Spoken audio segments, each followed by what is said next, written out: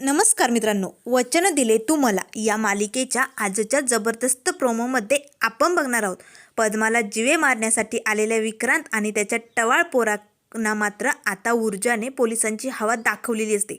विक्रांत मात्र आता पोलिसांच्या हातनं निसटलेला असतो, तो गायब झालेला असतो। पण मात्र ती त्याची चारही मित्र आता इकडे पोलीस स्टेशनमध्ये आलेली असतात। तेव्हा इन्स्पेक्टर साहेब म्हणू लागतात, पद्मा बोल, हीच ती 4 जण होती का?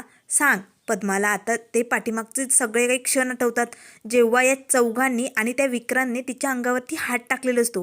तेव्हा पद्मा म्हणू लागते, हो साहेब, हीच होती ती लोक।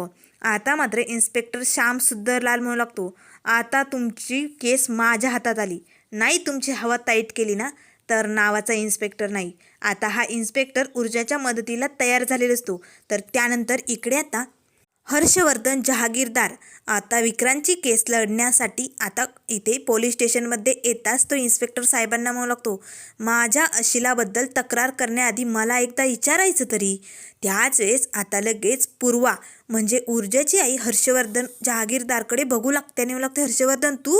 आता पूर्वाचं आणि या हर्षवर्धनचं नेमकं जुनं काय नातं आहे, नेमकं काय भूतकाळ आहे?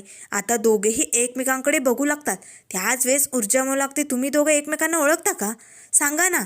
आता मात्र पूर्वा म्हणजे ऊर्जेची आई गप्प बसते, तर या सगळ्यामध्ये नेमकं काय भूतकाळ असेल आणि आता ऊर्जा या विक्रांत शिर्केला कशी शिक्षा करणार हे आपण लवकरच बघूया।